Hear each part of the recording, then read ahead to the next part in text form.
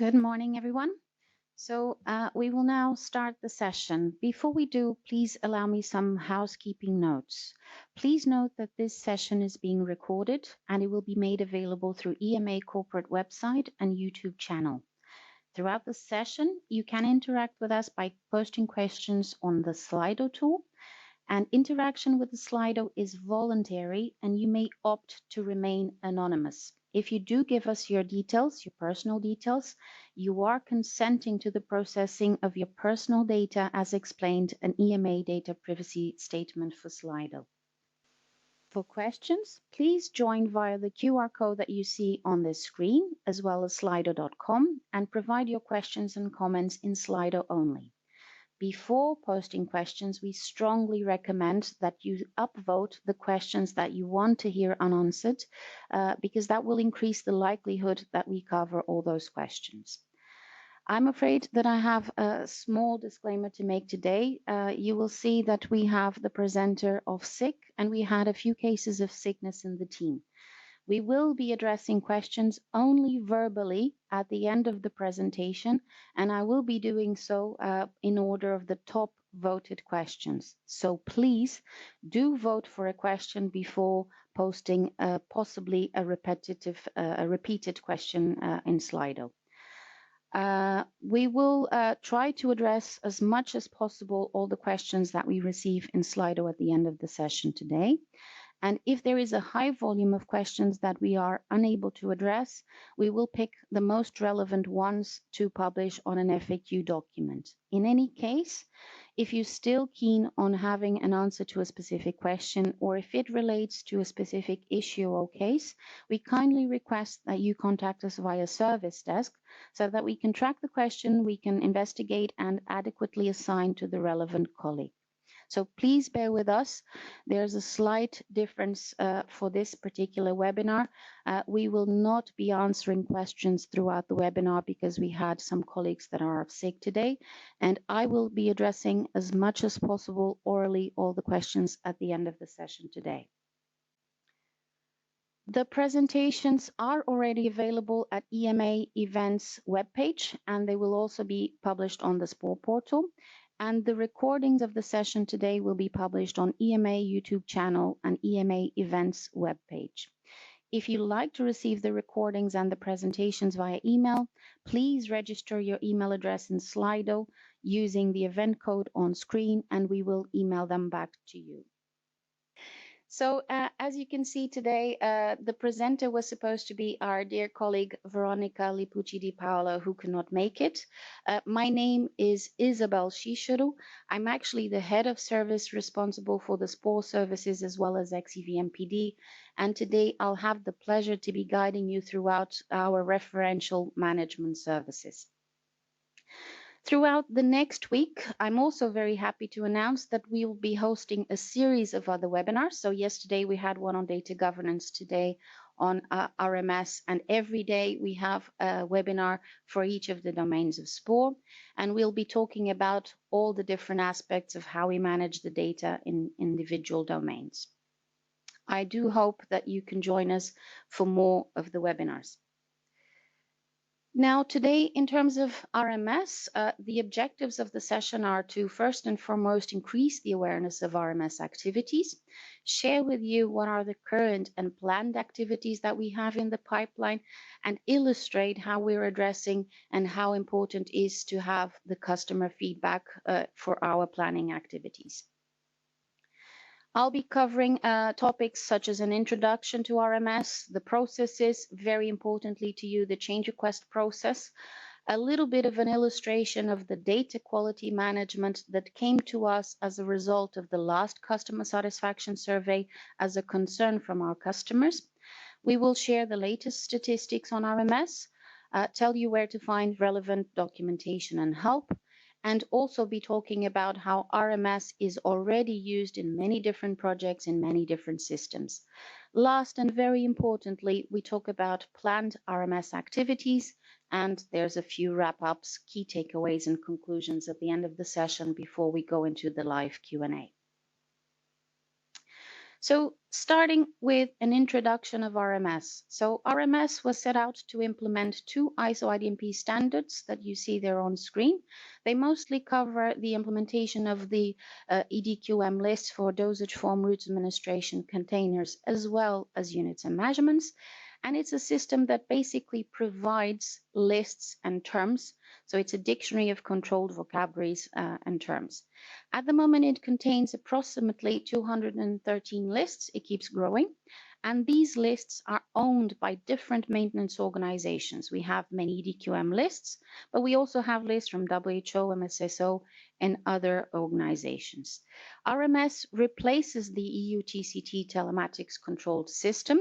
It was an old system that also provided lists, but UTCT still exists to support the substance information. But RMS replaces UTCT as a provider of referential data, as a provider of lists and terms for the regulatory network. RMS went live in June 2017, and it did provide a backwards compatible application programming interface that mimicked what was there before in place and supported by EU TCT. So as I mentioned, we now have 213 lists. Believe it or not, EDQM has more than just the pharmaceutical dose form, routes of administration, and containers. We have 16 lists from EDQM because we also have all the lists that are needed to define the pharmaceutical dose forms, the patient-friendly terms, and so on. We have lists from other organizations such as ISO, MSSO, WHO, and WHO Collaborating Center, but the majority of lists are actually owned by EMA, and those are lists that support all the regulatory processes. They were custom built, and also lists that support even our own processes in OMS, PMS, and other regulatory processes. So what, in essence, do we do? In RMS, we are a broker of terms and lists for the network. And what we do is we receive requests for terms, and we process and we validate those requests. We then liaise with the different list owners to reach an outcome and finalize these change requests on behalf of users. And we deal with a multitude of different list owners. If you look at the screen, on the RMS system, you will see that each list has an identified list owner. And many lists where we identify EMA, our role is to liaise with identified subject matter experts that will be consulted and will give us an opinion of how the term should be created in the referential system. How we do this? So for each specific list, there is a document that is the Bible to us, that is the implementation guide for that particular list. We have one document per each individual list. It is located in the RMS portal, and it contains a lot of important practical information for each specific list. And I will illustrate this in subsequent slides. So where to find this famous Bible list information document in the portal? Well, it is a little bit hidden, if I must say so. For each list, you have that little icon there at the top that looks a document. And if you press on that little icon, you will see the document that defines all of the rules for those individual lists. And what exactly does this document look like, and what information can you find in it? So if we pick an example of one particular list, manufacturing activity, we start by providing general list information, what's the description of the list, what the list is about, and we also mention how the list is used. Here at the moment, we've tried to keep it very simple in layman terms to explain what the list is used, but there's also an additional document in our portal that I will touch later that explains exactly in which processes and which systems are using this list. But here you already have an indication of what is the generical use of this particular list. We also explain whether the list is for human or veterinary domain, other names the possible list can have, whether it's an internal list for EMA or externally owned, and it's also where you can find the information of who is the list owner, i.e. who will be consulted and have a final say for changes to this particular list. We have other information in terms of the list structure. So most lists have a common structure, but some lists have what we call extensions. Some of them are hierarchy, and some of them have what we call extended attributes. So for the lists that have extended attributes, in these documents, in section 2.2 that you can see on screen, you will have the details of what are these extensions, what are they called, and what exactly do they mean, and what type of data you will find in it. This is how you can decide how to use this information and how to filter or consider this information for integrating in your systems and your regulatory processes. Last but not least, we also have information of change requests. So if you want to change the list, what you need to do to apply for that. And for each list, you see what type of change requests are allowed. And if you continue scrolling, you will see what type of justification and supporting documentation you need to submit for that particular request. So you will see here whether you can add or update a term or delete a term. And you will see here the supporting documentation and the type of justification we're expecting, either a legal reference or a business requirement or any sort of requirement that you might have. Then we also explain how we validate, and basically our validation process is all about making sure that we have all the relevant documentation to enable the list owner and the experts to make a decision. And we also give you a heads up of what will be the approval process and whether what are the expected timelines for that approval, i.e. what we call our service level agreement for that list. So this document is very important. It is specific to each list because each list is slightly different and managed in a slightly different way. So I do urge you to open them and have an overview before you apply for changes to a particular list.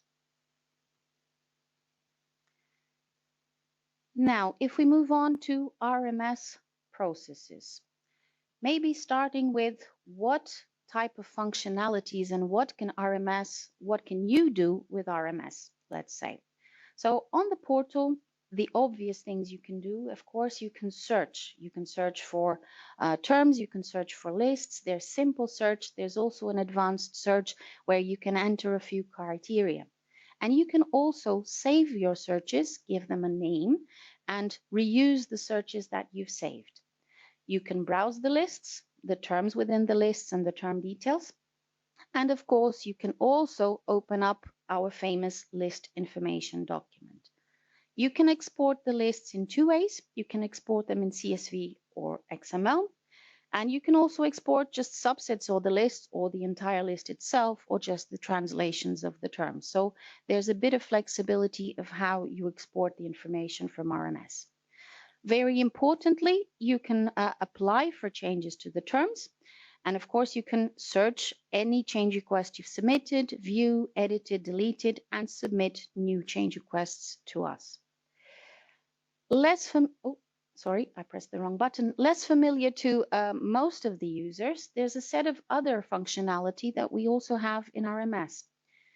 These are almost like self-service functionality. So if you choose, you can tag, identify specific terms within the lists, name them, give them a name, and you could use that as a quick reference for your own purpose. So imagine you have a big list, and I don't know if this example makes sense, but if you have a big list like ATC and you're just interested in things of level 1, you can tag just the level 1 and call it ATC level 1. And in a quick search, you could identify just the ATC level 1s and not have to browse continuously the 5,000 terms on the list. So you can use this functionality to create subsets of the list in RMS. You can also subscribe to be informed of changes that happen in RMS. And how you do this is you go there and you identify which lists you're interested in. You identified whether you're interested in major or minor changes, so changes to the terms or even small updates. And once a month, you will get an email notification telling you these lists that you have subscribed have changed. Please go to the system and see what has changed. So we do not email you exactly the terms that changed, but we give you a prompt whether or not the lists that you've subscribed have changed. We also have a set of functionality for the NCAs to manage translations. While RMS provides services in English, the system is able to collect and manage information in any language. It could be European languages, but it could also be non-European languages. And you may notice that we do have Chinese for MEDRA, for example, in RMS. So these NCAs are given an NCA translation role, and they can search and view translations online, and they can also provide translations online themselves. And any user can see then the translations that have been entered by NCA. So very importantly, RMS team takes accountability of English versions of the terms, all the translations available in the system, especially for the non-externally managed lists, are the responsibilities of the NCAs. And last, there's a wealth of documents available on the SPOR portal, which I'll illustrate in subsequent slides as well. And these documents can be from a general process perspective, as well as very technical nature, and also documents that are meant for NCAs only.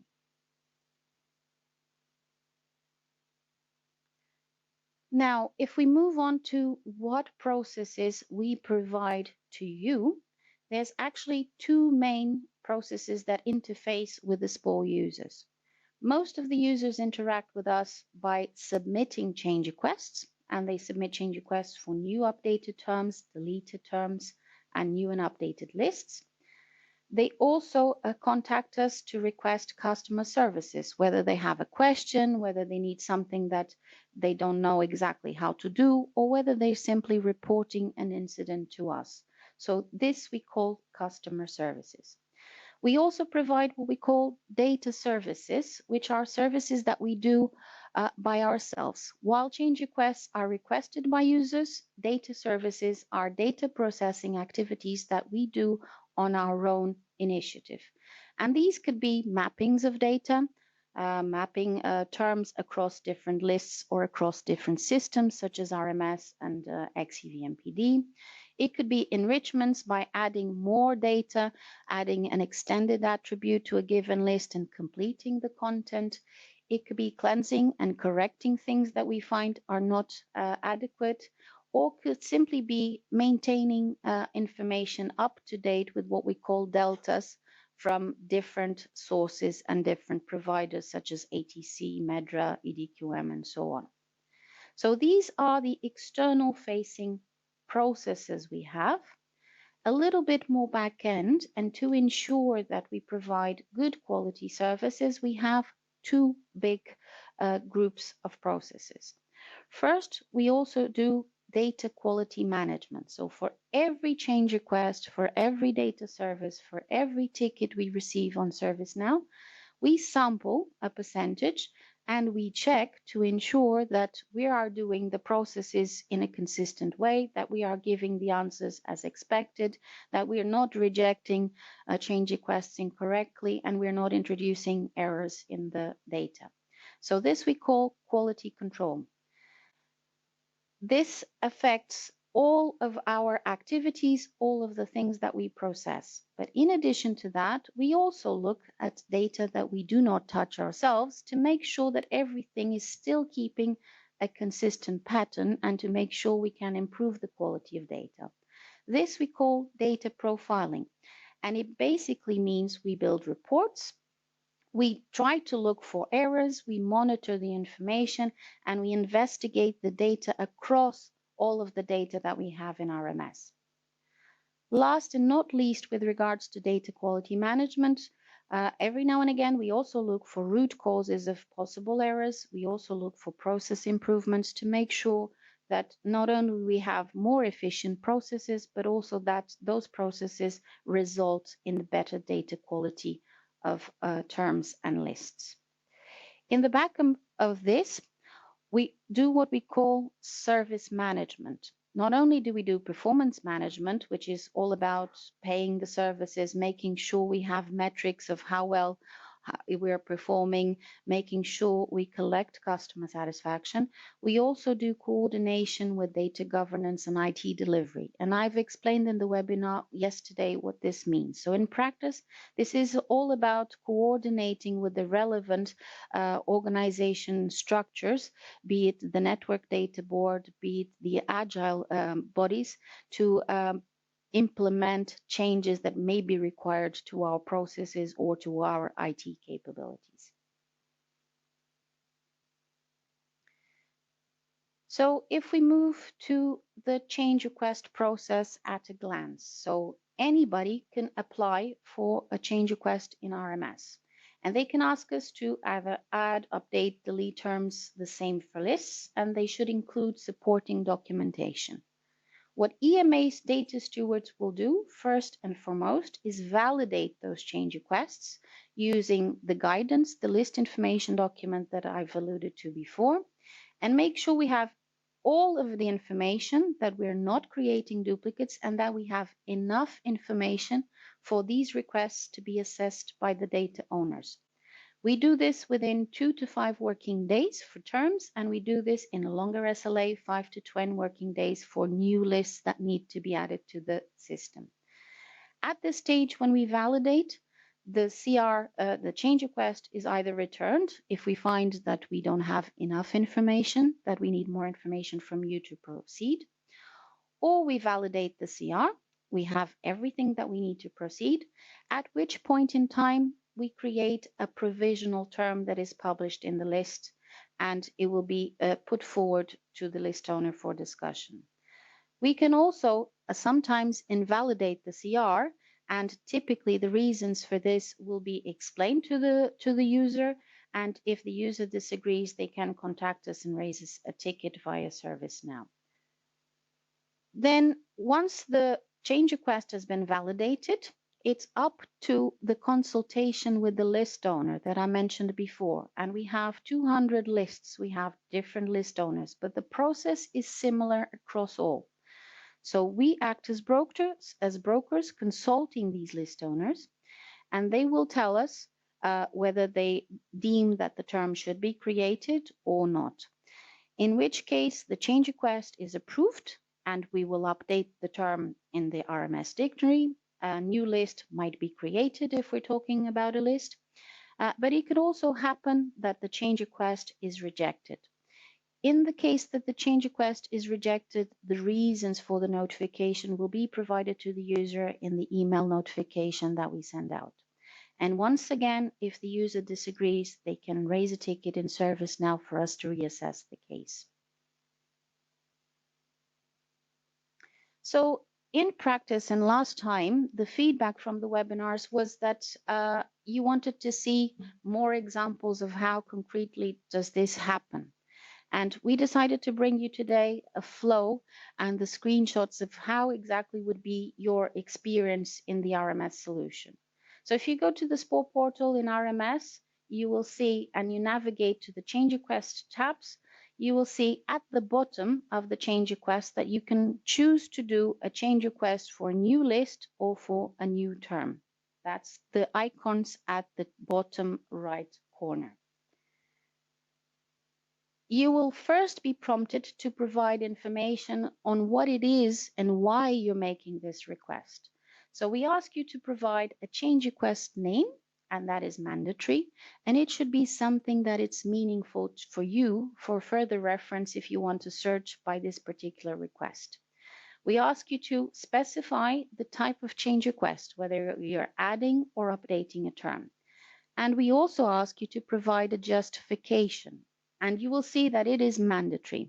The type of justification that we expect here is exactly what I showed you before on the list information document. So if you're adding a term, have a look at what type of justification we expect. If you're updating a term, also, and also look at what attachment, what supporting documentation you're expected to put. Also mandatory on this request form is a contact email. And Jaume has kindly provided his email there and a phone number for us to contact. Please know that while we know who's making the request and we have in the back end your user details, you can put any email there. And we strongly recommend that you put a group email or a functional email that we can use to reach actually a wider group of colleagues. So if you put your own personal email and you're absent or on holidays or something, you might miss out important information. So if you can, we strongly recommend that you use a group email there for us to contact you about this specific request. We also give a tick box for you to give us consent to process your personal data. In case you have provided your personal email and your person contact phone, you are required to clarify that you give the consent to processing that information. Then you will be prompted to a second screen where you have to enter the information on the term that you're actually requesting. And the mandatory information here is the term name and the domain, so the information with the asterisk. But there's also a lot of other information that you can provide us in terms of hierarchy, in terms of mappings, in terms of extended attributes. And here I illustrate the extended attributes for the particular list.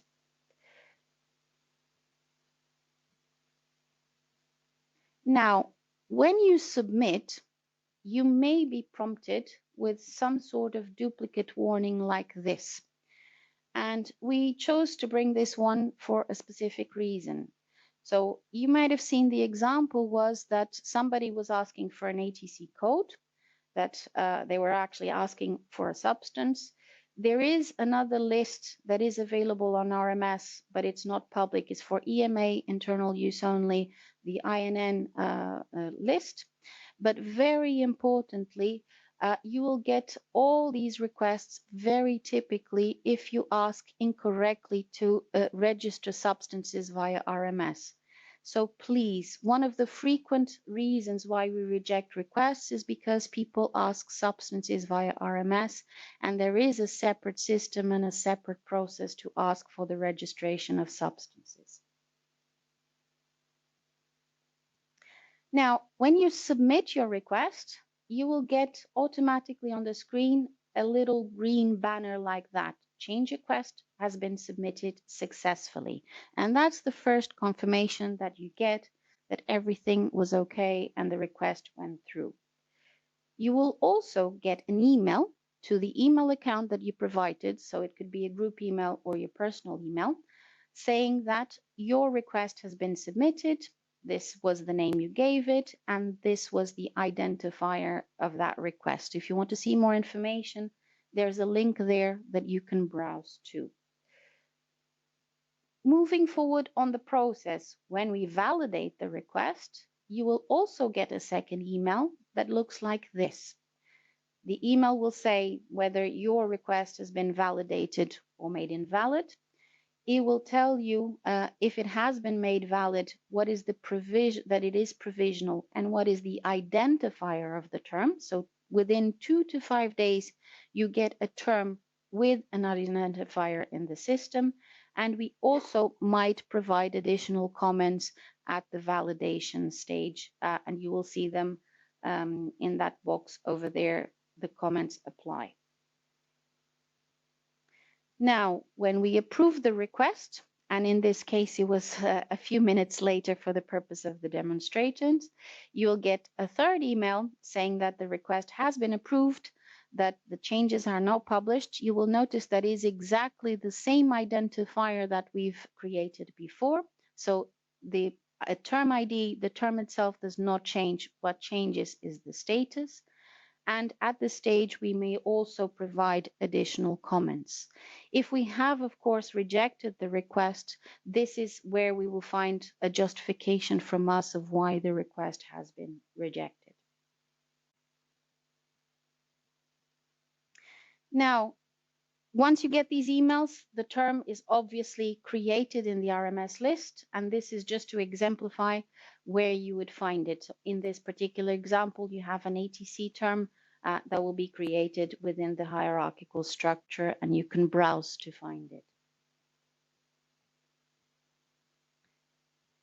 In terms of browsing your change requests, you can go to the portal, look at the tab of change requests, and you can choose to see all of your change requests. There's an option of seeing all change requests ever submitted, but that option is only displayed to EMA and NCAs. Typically, industry users can only see the change requests that they submitted. And what they will see is what you see there at the bottom of the screen, where you have a table with all the change requests IDs with the change request name. Hence why it's important that you give it a name that is meaningful to you so that you can see it here and understand what it refers to. You will see the change request type, who made it, the date, and the status, and you can keep an eye on what's the status of all the requests that you ever submitted to RMS. And if you want to see the details of the term in RMS, this is what that same term that you've just created looked like. It has a term name, which you gave it yourself. It has a domain. But after we do our validation and approval, it will be completed, enriched with hierarchy information, with mapping information, the codes, and other additional information that we complete ourselves. So I mentioned a little bit about term statuses and how does it evolve over the change request phases. So at the top, you see that we basically have two big phases of the change requests. We have what we call the validation, which is just making sure we have enough to go by and it makes sense to assess this term. And then we have a phase of approval and rejection. And what happens to the term statuses throughout this process? So if you're asking for a new term, when a term is requested, it's not yet published, but it exists. As soon as you submit, it exists in RMS with a status of draft. When the term passes validation, when we determine that we have enough to go by, we create a term that is publicly visible for everyone to see with the status of provisional. This means it makes sense to have this term, but we haven't yet concluded the assessment on the term, but you can use it. And then when we go to the stage of approval and rejection, if the change request is approved, the term is made current, and that means it's recommended for use. And if the change request is rejected, the term is made nullified. So from provisional, it will be nullified. Eventually, some terms we do realize that they were current in the past and they're no longer recommended. And what happens to those is that we change the status of the term to non-current. So if we have these 5 different term status, what does it mean in terms of using them in regulatory procedures? So the most recommended, these are all recommendations from RMS, and we clearly recommend that in all applications, all procedures, you use current terms. But that would not be enough. So you can use provisional terms, of course, to submit new applications. And that's why provisional exists, so that you could at least request for your application, request your product, and go on with your process. We do recommend that before finalizing the assessment of those procedures, NCAs should check the term status and, if possible, only approve applications using terms which are current. And this is because it could still be that EDQM is assessing it. It could still be that EDQM actually deems that there is a better term that is preferred than that provisional. But it's still a recommendation. And what happens with regards to non-current terms that are no longer recommended? Well, as a principle, we don't recommend that they're used, but we do understand that in certain regulatory procedures, industry can submit applications using these non-current terms. For example, if a product has been approved with them, they can still use and refer non-current terms in a variation. So in essence, bottom line, current terms is always the option. You can start your applications with provisional terms. That's why they exist. Ideally, They will be addressed before you conclude your applications and your procedures.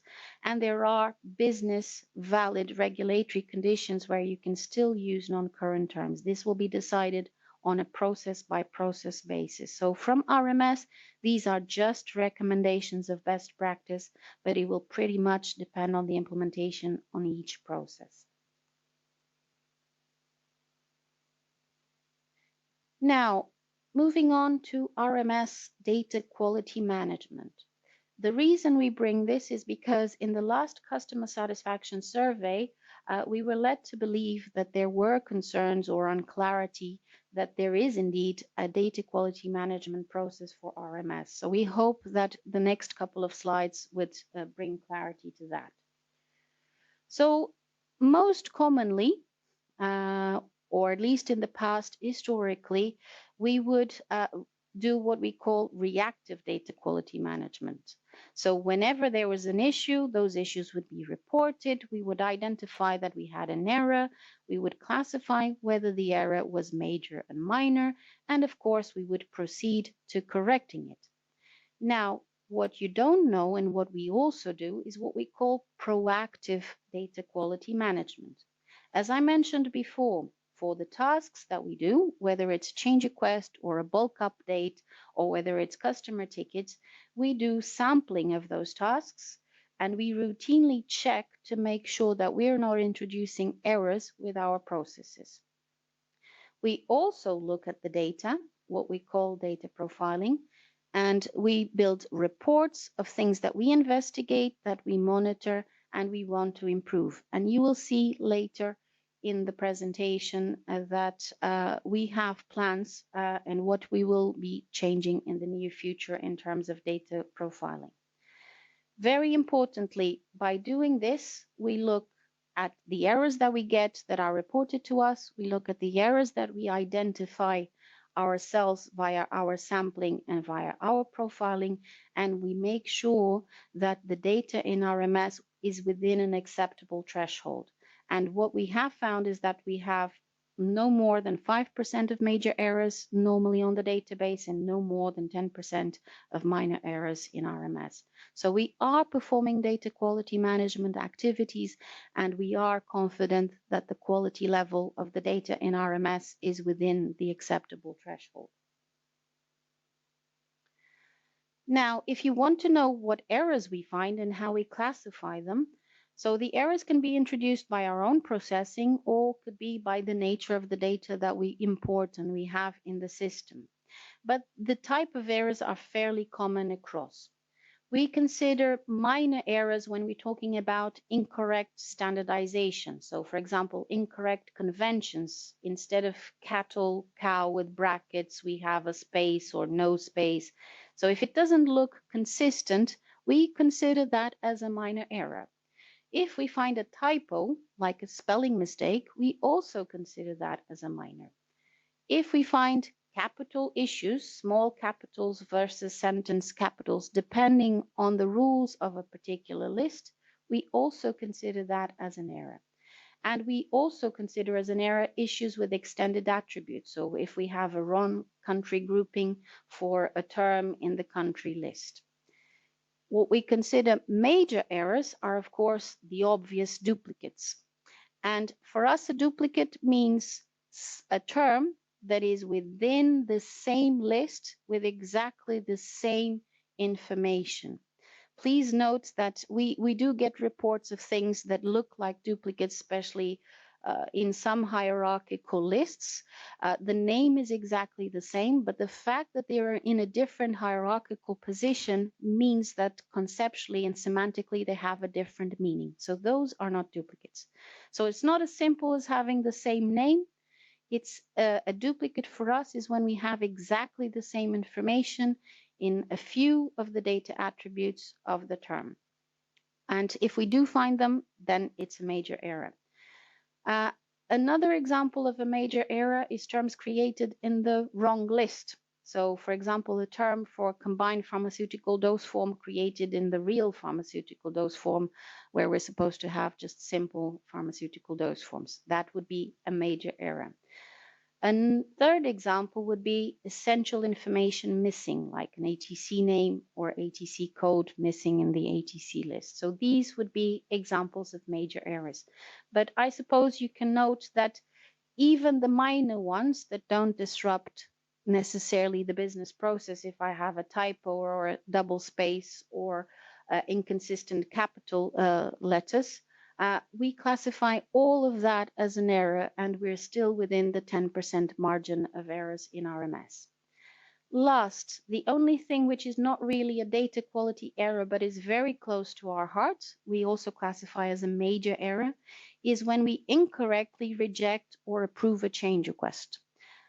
If we approve incorrectly a change request, it's major because we are creating something that we shouldn't have. And if we reject incorrectly, we are annoying our customers, and believe you, we don't like to do that either. So it's pretty much a serious error for us, and we investigate the root causes and we try to prevent that it ever happens again.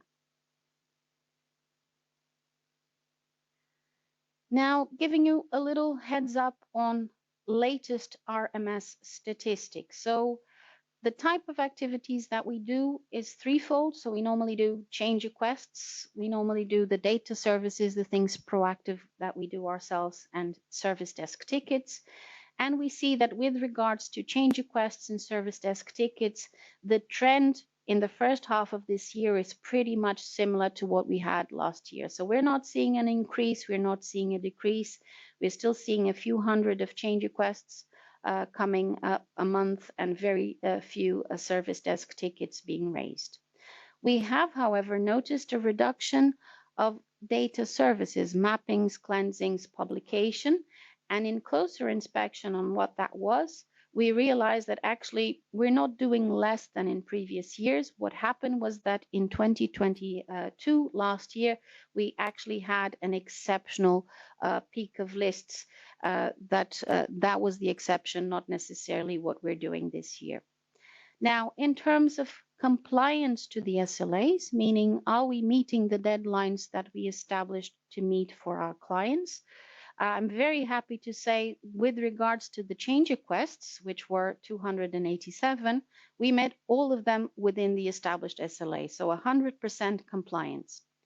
With regards to tickets, and we're talking of 27 tickets so far in the first half of the year, sadly, overall percentage, our SLA compliance is within 61%. Now, being ahead of service, that did raise some alarms to me, and we looked into it. And what happened is that actually we had 2 tickets out of 27 that required further investigation, required IT support, and of course took longer to address. And for that reason, 2 tickets in 27, that really messes up the statistics. But I'd like you to know that we're really honest about it. The statistics are what they are. But most importantly, we do keep an eye on this. We monitor, we go and look what's happening. We go and look whether there's an impact and how we can improve. And actually, this time around, I'm fully convinced that with these 2 tickets, 2 incidents, the impact to our customers was deemed minimum. I'm afraid for those 2 customers, I do.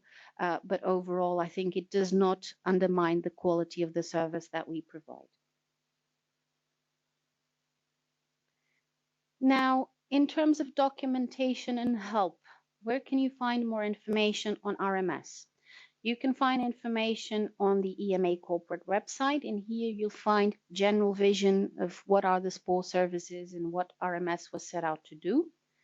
You can find information on the EMA account portal, and of course, being EMA account portal, the information is about how to get an account, how to get access to the systems in general, and specifically SPOR, how to request SPOR user role. And the most of the information on RMS you will find in the SPOR portal. So critical documents will be the web user manual that you can find there.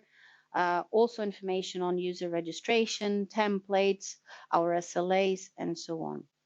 You will have training videos available for RMS, OMS, and all the SPOR and EMA info channels. And in these videos, you can find tips and tricks and questions raised by users in previous webinars. So please consult the training modules available on EMA info channel. And last but not least, if you can't find a document, if you can't find the answers in the documents that we have, please consult us via the ServiceNow portal, where we are happy to address any questions and assistance you might require. Now, the main point of documentation is the SPO portal, the RMS portal. And what you will find if you go there, so you navigate to documents, view, and you will see a set of documents. You will see the PowerPoints of previous webinars. The recordings, of course, are in YouTube, not here. You will see process guidance, and I highlight the importance of the quick reference cards for change requests. So instead of looking at the long manual, maybe the quick reference card is a good place to start. There's information on SPOR, SLAs, questions and answers. And if you're curious about how well we're performing, you can find information on the statistics as well as previous customer satisfaction surveys that we've run. And if that's still a lot of documents, and if you're still confused how and which documents to look, we provided here a sequence that we think will help you navigate those documents. So there's a set of documents that we feel are important for you to look at before you start. And those would be at least an introduction of what it is RMS, so similar to what I'm doing today, and the questions and answers. There's a set of documents that will help you get access to RMS, and that would be the template for super user affiliation and the user registration manual. If you're a bit more technical and you want to integrate via our application programming interface, there's a set of documents there, how to get access to it and how to navigate and use the API. And for most of you, once you do get access, what you will need is to understand how to do change requests. So for that, I would suggest that you start with the quick reference cards. And if you can't find the information there, you can always navigate using the web user manual, which has extensive information, screenshots, and guidance on how to do change requests in RMS.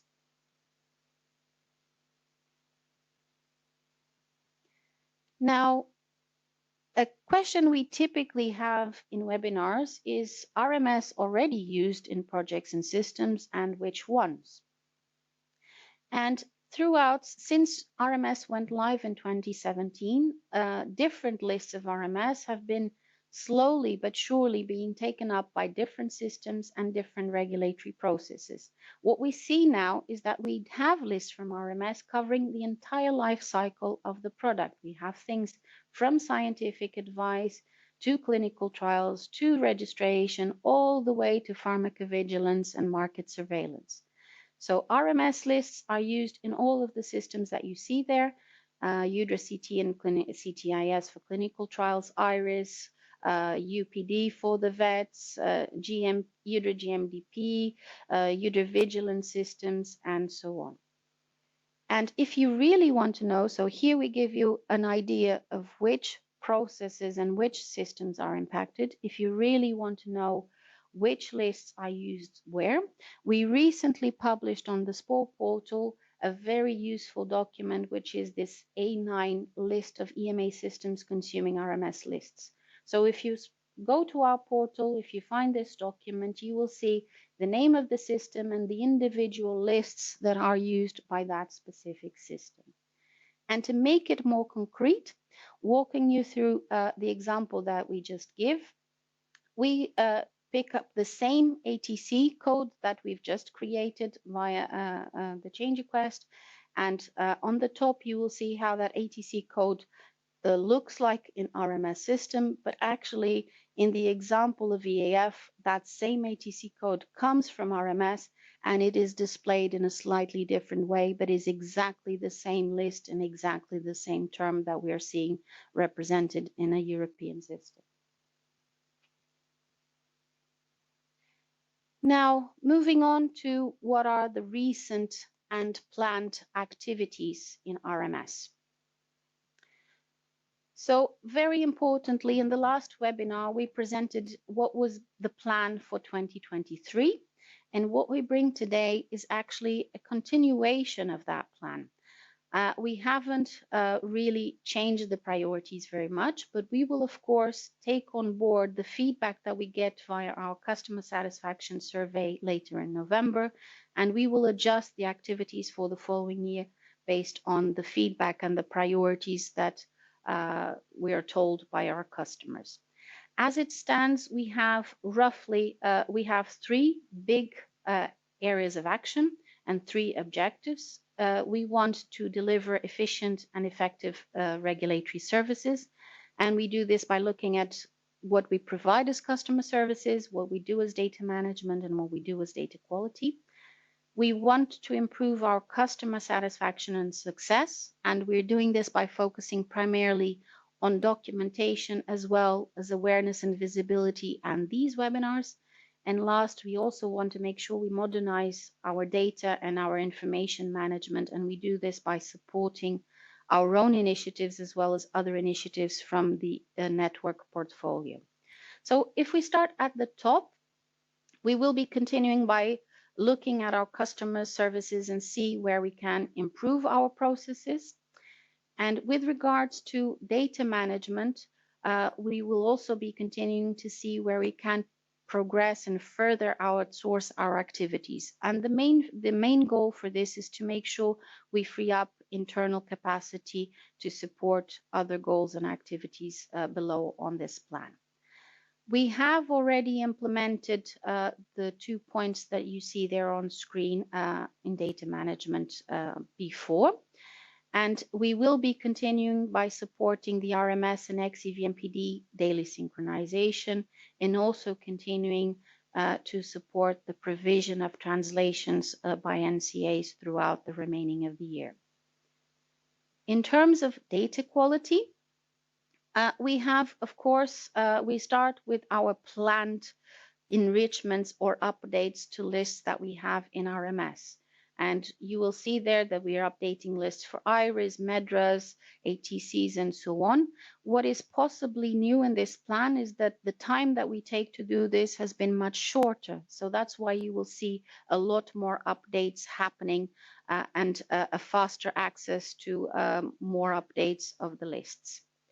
We will continue focusing on process improvements and data profiling and monitoring, and I will elaborate on the next slides what exactly that means. But it's mostly focusing on terms with missing descriptions and non-current terms.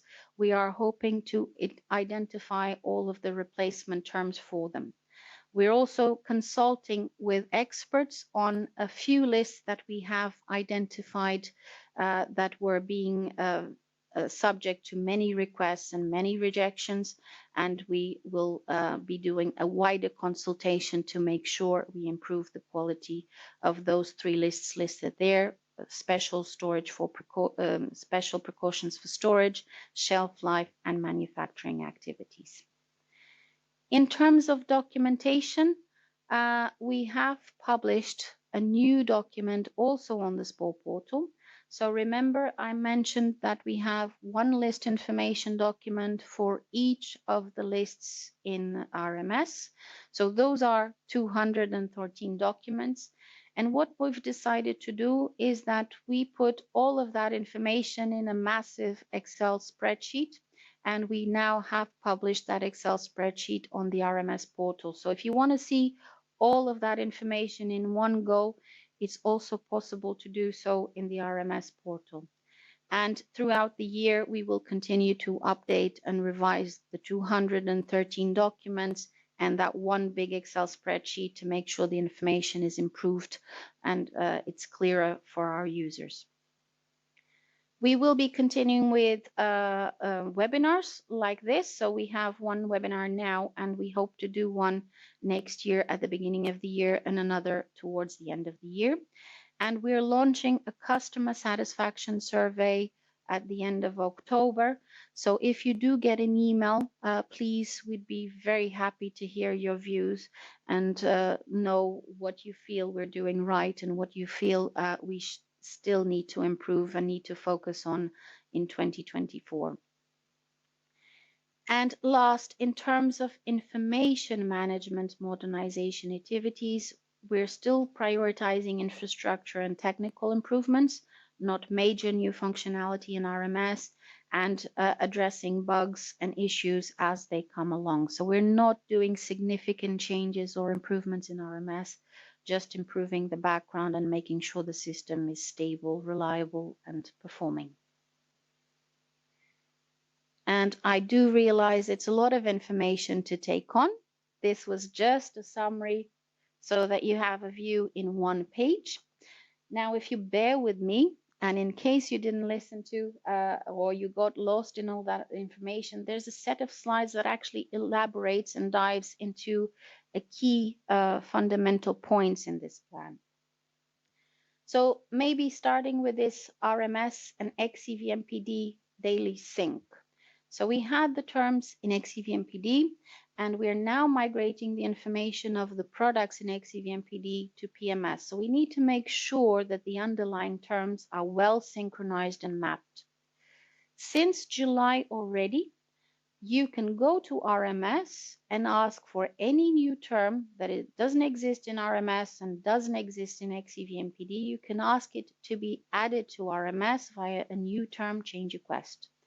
You can also go to RMS and ask for it to be updated. If you have a term that is available in RMS but not in XCVMPD, you should submit an update term. So this process was advertised in the April webinars, and it is already in place since July.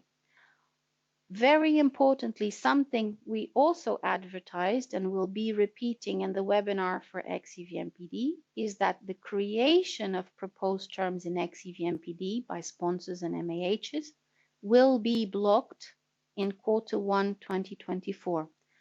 So as it stands, you can create your proposed terms in XCVMPD and then submit your products. That will be blocked in Q1 2024, and we will explain more in the XCVMPD webinar. And what you will have to do is, if you want those proposed terms to exist, to be created, you will have to go to RMS to request new terms or update terms to be added. We understand there is an impact, there is a change in process, but we believe that most users are already familiar with RMS process and actually are performing well to this degree. And we're strongly confident that the benefit of this, the improved data quality, the less issues with PMS migration and data being used and available in EAF and IRIS will be a significant benefit to all.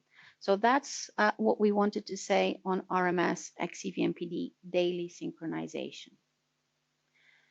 Moving on to the other highlight on the plan, as of April this year, we also provide a service that even though NCAs can go to RMS and translate the terms, enter translations in their own language, if they are having difficulties in uploading that information into the system, they can simply submit a change request to us, attach the Excel template with the translations, and we will complete the upload and update the terms on their behalf.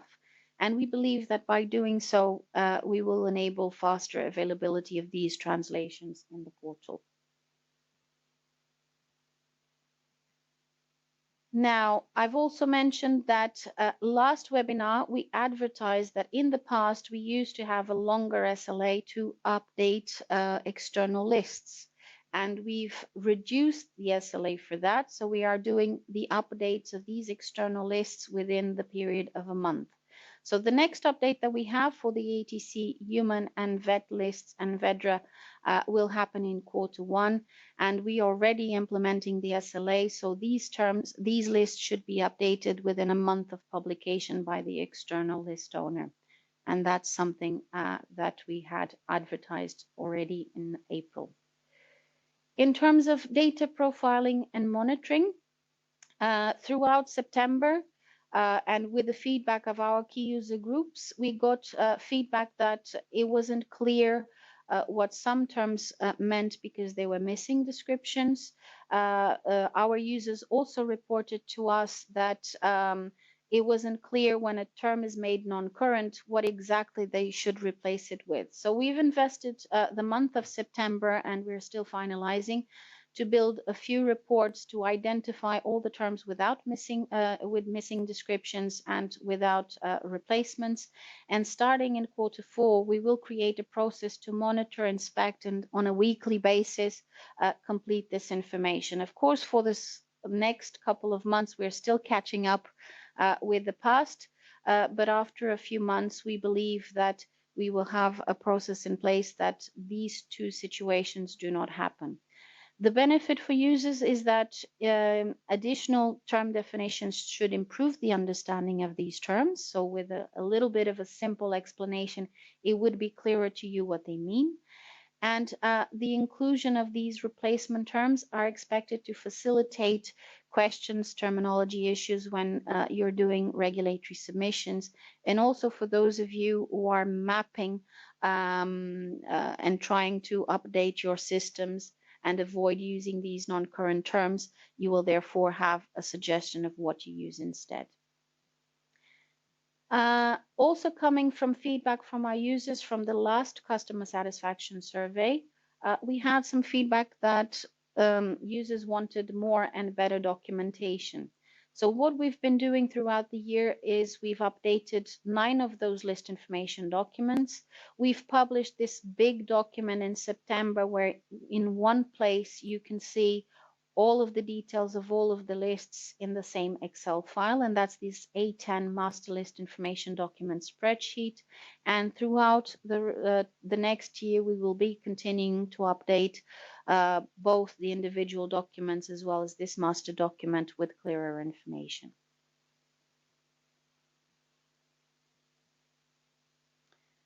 Now, the hottest topic. We had 3 lists historically in RMS: manufacturing activities, shelf life, and special precaution for storage, where historically, looking at our we had the most requests and also the most rejections.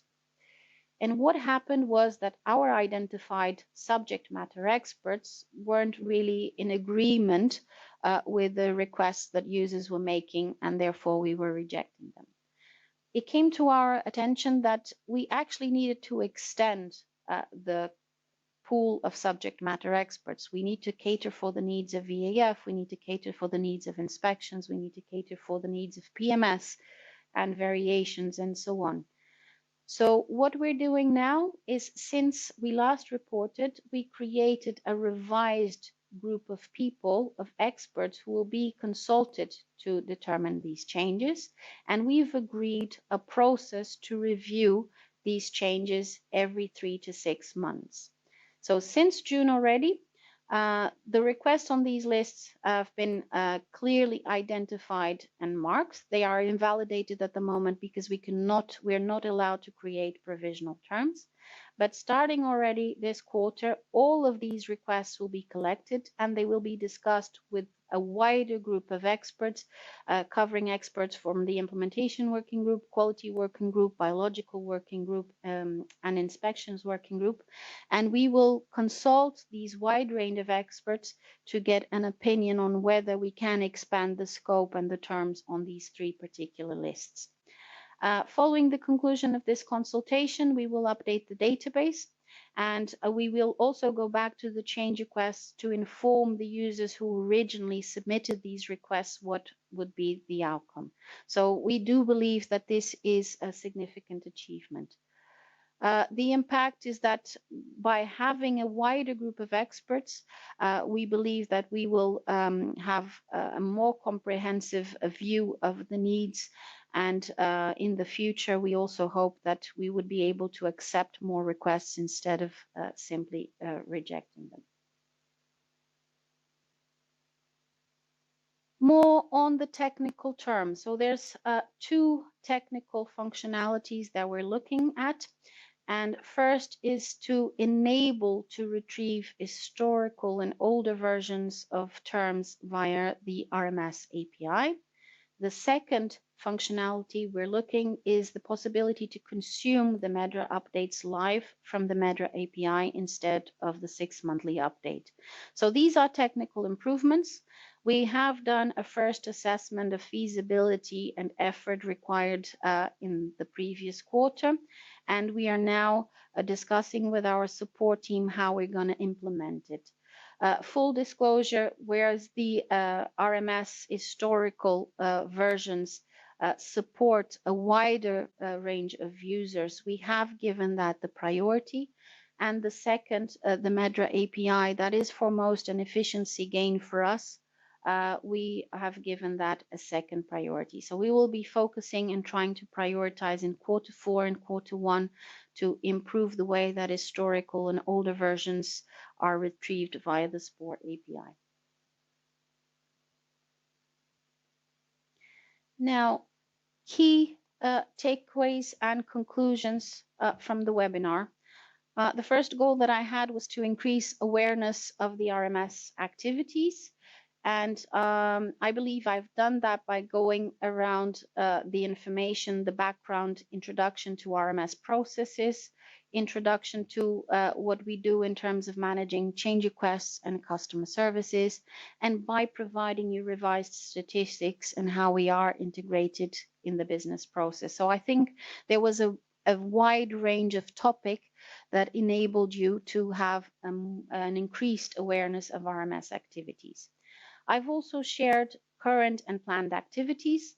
And for me, the highlights really is what we're doing in terms of these RMS and XCVMPD daily sync, because it does have an impact to you as of Q1. I've reminded NCAs that if you want support with translations, we have a new service in place for you. We also have shortened SLAs to update lists. And we have on the pipeline some small user experience improvements in terms of the API as well as data quality. Now, last but not least, throughout the presentation, I did mention, and it is very critical to us, that we are listening to customer feedback, not just via the customer satisfaction survey, but also via the service desk and also via our key user group. And with that feedback, we have prioritized to bring you some awareness of what we do in terms of data quality management and what we're doing in terms of improved documentation. And that is all I wanted to transmit. I hope I was clear enough. And before we dive into the questions that you have for me, I wanted to have a quick check to see if I was clear in my explanation and test you my clarity, let's say, with a few questions. So if you bear with us, could you kindly go to Slido in the code that you see on screen, and we will display a few questions for you, and I hope you can answer them. It's of course voluntary, but it would help me assess whether my information was clear enough.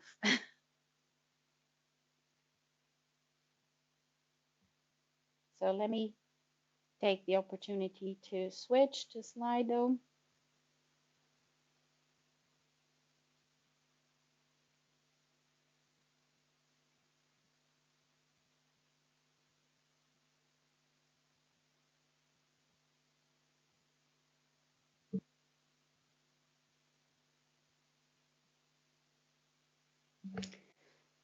We will give you a minute or so to join. Please do join us. It's strictly voluntary, but it's appreciated feedback to know whether the key messages were clear. Thank you. We start? So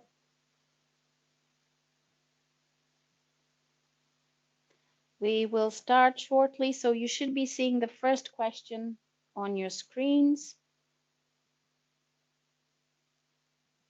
EMA is the owner of all lists in RMS. Is this true or false?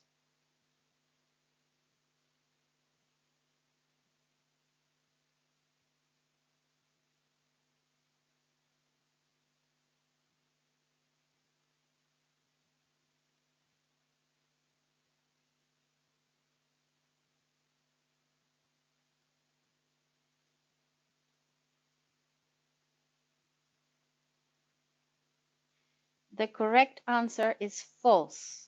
EMA is not the owner of all lists. We're the owner of 190 SO lists, but we also have lists from EDQM, from WHO, from MSSO, from ISO. So, next question. I can find information on whether an RMS list is hierarchical or not, whether or not it accepts change requests, who is the list owner, etc. in the list information document, which can be accessed through the document icon in the list of lists view.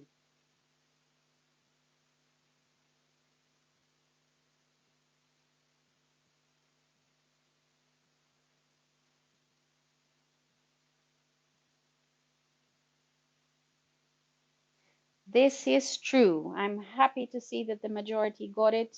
Please, the list information document is a document for each list in the system that does have that information, whether the list is hierarchical and what structure it has and how to apply for changes.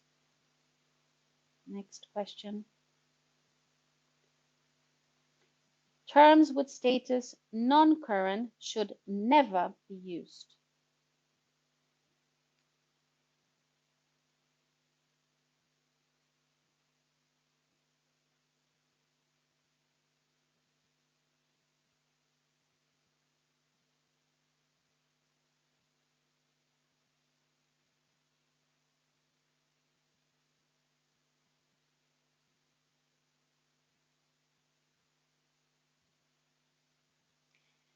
This is false, and I'm sad to see such a high response on true. While we don't recommend that non-current terms are used, there are circumstances where they are accepted depending on the business process. The example being variations. If you have a product approved with a non-current term, strictly speaking, there is no requirement that you have to update and change the term, nor that you have to update and change your dossier. So there are specific regulatory processes where it is acceptable to use non-current terms. It's just a recommendation. Next question. The RMS web user manual can be found on the EMA corporate website.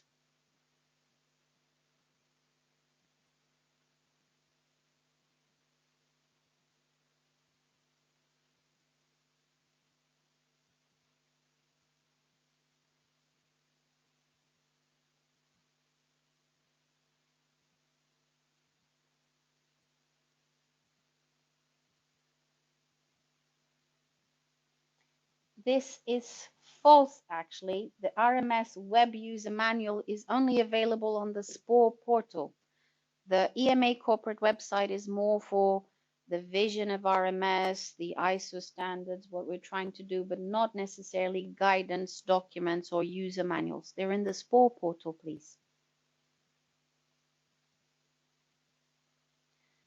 SPOR NCA users can provide translations through RMS web portal.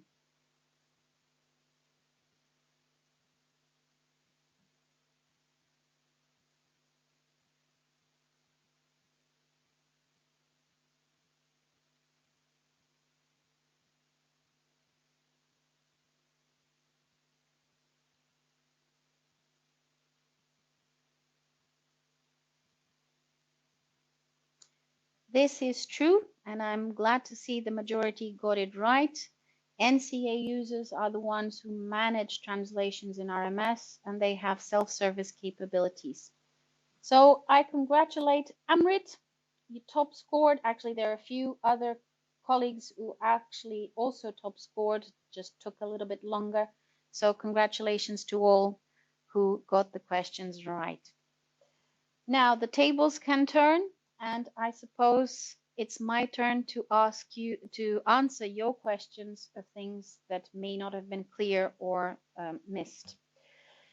So starting with the first one, the purpose of RMS term identifiers is to standardize data. RMS lists are already used for different processes in several applications. is there a strategic approach to implement RMS in all EU processes applications, including IRIS? So RMS lists are already used in IRIS, and there is a strategic drive to do that. What we're doing is, as these systems get developed or get updated or get implemented, we always introduce new lists or updated lists from RMS. But of course, not every system uses every list. In summary, we do have that strategy, and we're doing it prospectively whenever there is a new system being developed or a system being improved or changed. That's when they start integrating and using RMS lists. But IRIS, by the way, is already using RMS lists.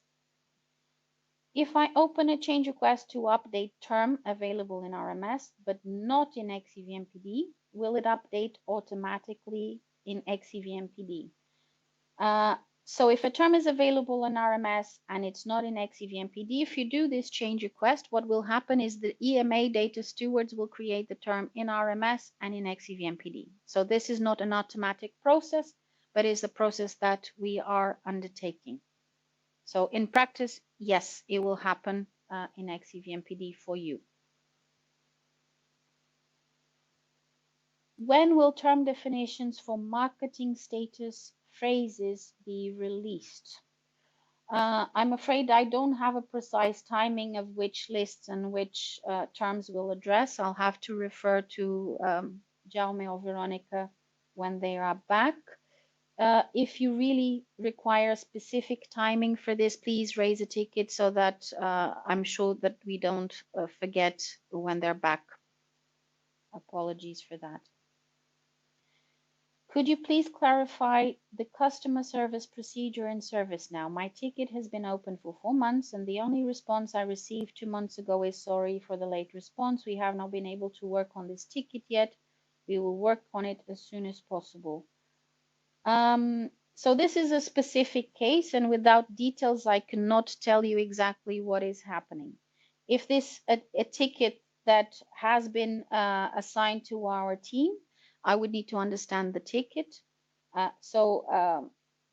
need more details, and it does need to be followed up by customer service. As I explained before yesterday in the data governance webinar, if you have concerns about how a specific case has been dealt, first point of call is you contact service desk and try to get it solved. I don't know the case of this specific ticket.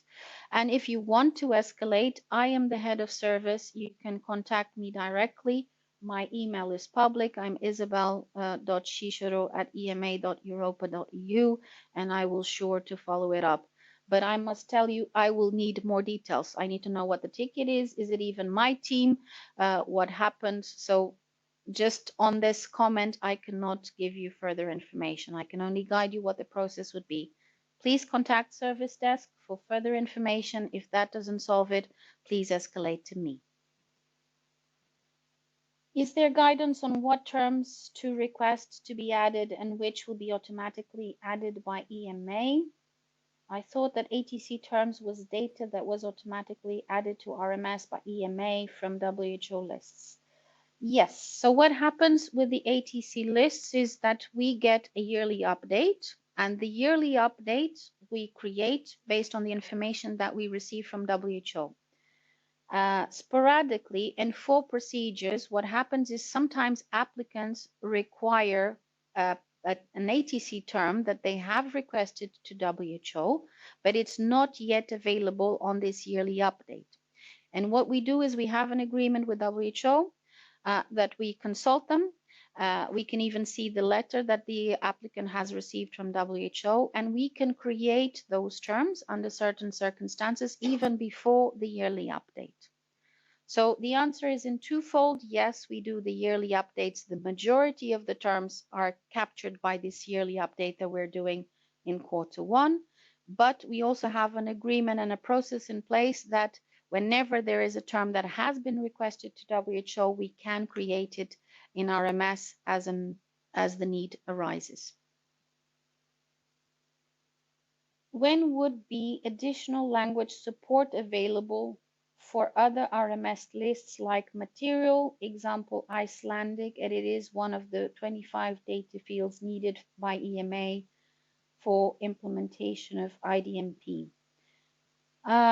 So we have the lists in RMS. We have lists which have translations and lists which have not. As I mentioned before, the responsibility of the translations is with NCAs. We provide the lists in English, and NCAs need to translate the lists into their own language. The capability is there. It's a matter of prioritizing and getting enough capacity to input that data into RMS, I suppose. But this could be for any language, including Icelandic, and including in the material list. So we have the capability, NCAs can do it, and it's a matter of asking the NCA to provide a specific translation and providing your justification of why it is important for you.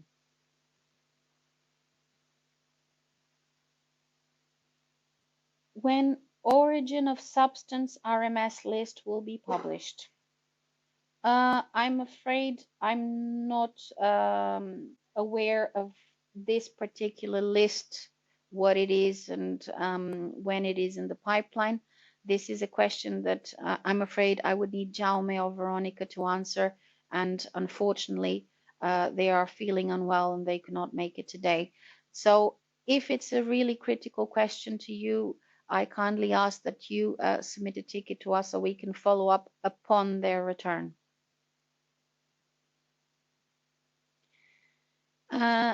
Can I view all change requests from other users of my company? I'm afraid at the moment this is not possible, so you can only view your change requests. This is something that we have on our backlog to prioritize eventually, but it hasn't been an easy feature for us to implement. That's why it hasn't been done. So at the moment, this is not possible. How is it possible to tag grouping of terms? Can I do this directly in each RMS list? So yes, I mentioned this in the webinar, and there's lots of details in the RMS web user manual.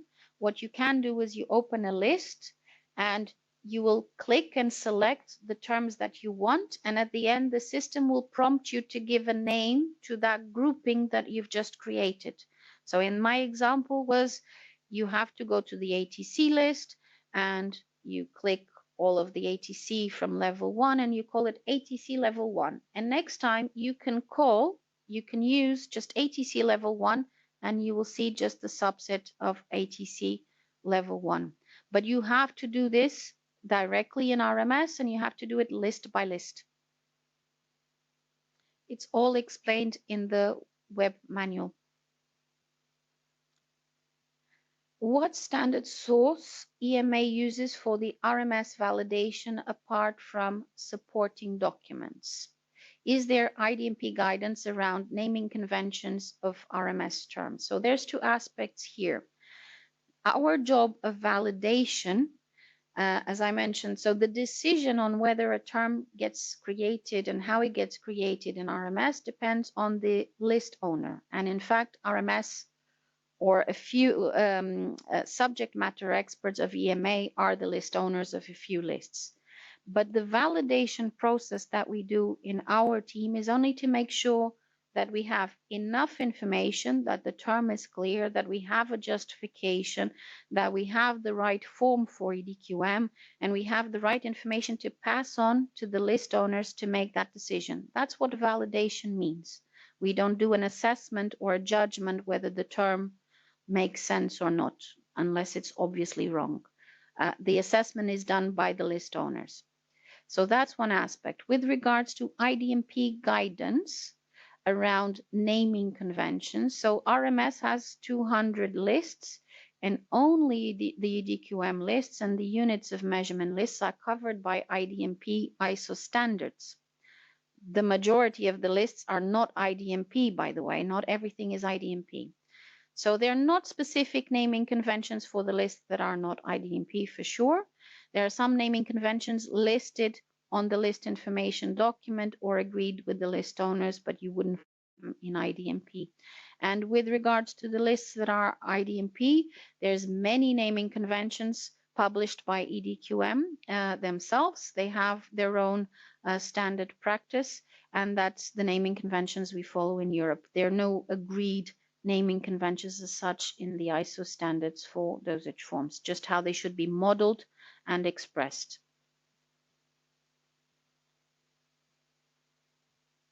How will the recommended term will be added to a non-current term? Will there be a new data field? For each term, there is a status, and there is actually a field called current term ID. It's not very intuitive, but the field exists. And what happens is if we have a term with the status non-current, this additional field, current term ID, should indicate the ID of the current term that would replace it. So it's not a new data field. The field exists. What we're doing is we're putting content into that field, and it's a repeatable field. So you could, in fact, have a case that one term is non-current and is replaced by more than one. And in that case, you need to make a decision of your own in what context you're going to use one or the other replacement term. Yeah, so what we're doing is just adding the ID of the current term that we recommend to be used instead. API service to download the lists and terms in the last months takes a long time to respond and gives a timeout error. So we cannot synchronize our dictionaries with the referential lists. We have had a ticket open for a while about this, but we have not received a response. So a few things. First of all, I'm sorry for that. If you had a ticket open and no response, again, you can escalate. I'm not responsible for the technical part, but I'm happy to follow up and see what happened with this particular ticket. But it might as well be that we don't have a quick solution in place. That could be the case. Now, in terms of API timeouts improvements, what I would suggest is if you can kindly join the SPORE API webinar. So that's happening next week. That's when we have our technical colleagues coming to present to you what is happening in terms of API developments, what they're doing exactly to improve this point that you're making here in terms of minimizing the timeouts and making sure it's easier to synchronize the dictionaries. I do understand that they've advertised a couple of changes that they did before summer, and there's more changes coming, which will be advertised next week. So apologies for that. I'm not the most technical, but we have the great opportunity for you to ask those questions next week.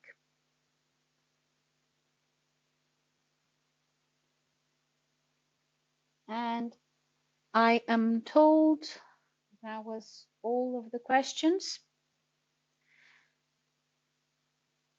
ahead of time. So if you would be very kind, we have a quick survey. Yes, I know, we love those.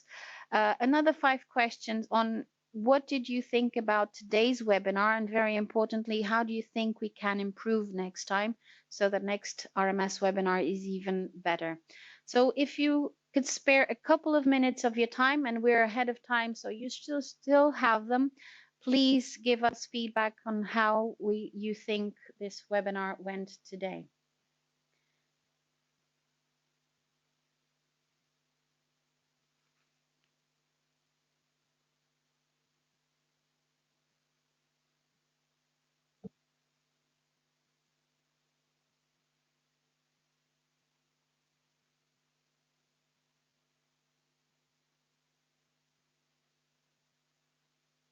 So I'm told there are still more questions coming up in Slido. You can still be answering the survey, not a problem. If that's okay, we'll leave the survey open and I will jump back to the Q&A to address whatever question you still may have. Yep. So give me a moment. I will go to the Q&A. If a term was updated, can we see the history of changes, what was in the past and what is now? So as it stands today, you can see that it has been modified 5 or 6 times, and when and by whom, but not necessarily what it was and what it is now.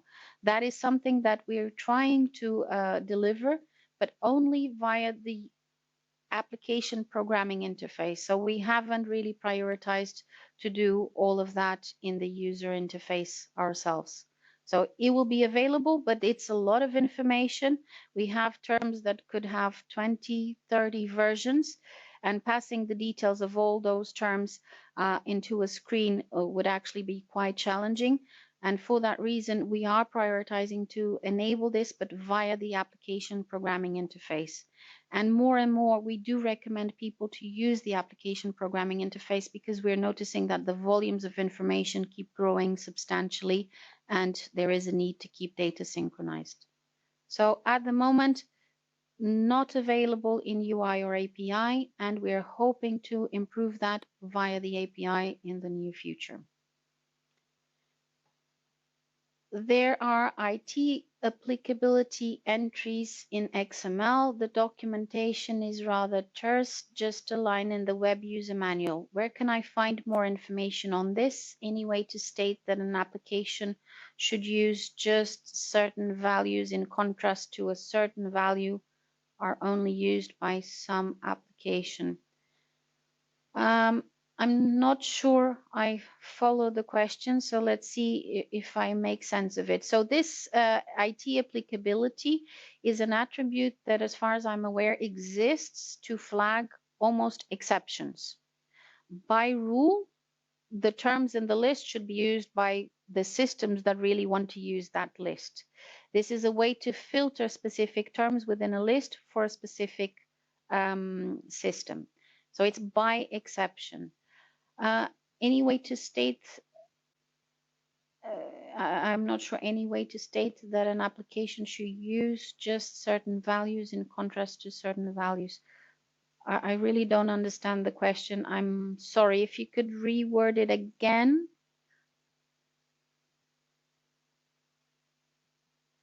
Or if you could send us the question via service now. It's rude to say. It's not lack of will. And yeah.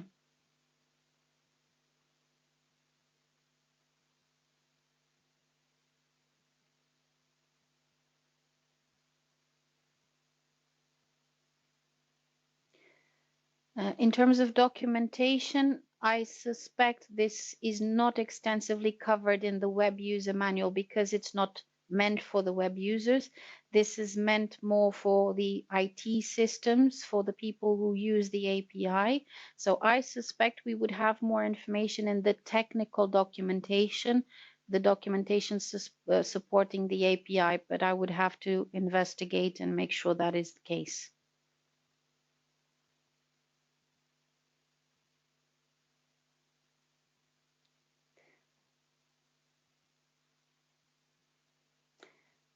The flag seems to indicate that a term is only used by an application. It's actually the other way around. If there is no flag, then it is used by all applications. How to express that an application should use only the flag terms, but no others? It's how we use it. As far as I'm aware, and I'm sorry I don't have Jaume and Veronica here to help out. As far as I'm aware, this is used to flag exceptions, to flag subsets that are meant to be used only by those systems or to facilitate the use of those systems. But Joseph, I don't want to mislead you. I'm sorry to say, if you don't mind sending a ticket in service now or even emailing me, I'm sure to contact the colleagues to give you the proper answer on that. And I am told now we have no more questions and we formally closed the survey on the webinar. Or are we still getting feedback? We can leave the survey open on the webinar. So if you want to provide any recommendation of how we can improve in the future, by all means, please do so. we will now close the webinar. So thank you for joining, and I do hope you can join us throughout the rest of the week with the remaining webinars of SPORE and XEVMPD and SPORE API and Service Desk and IAM. So thank you for joining. See you then.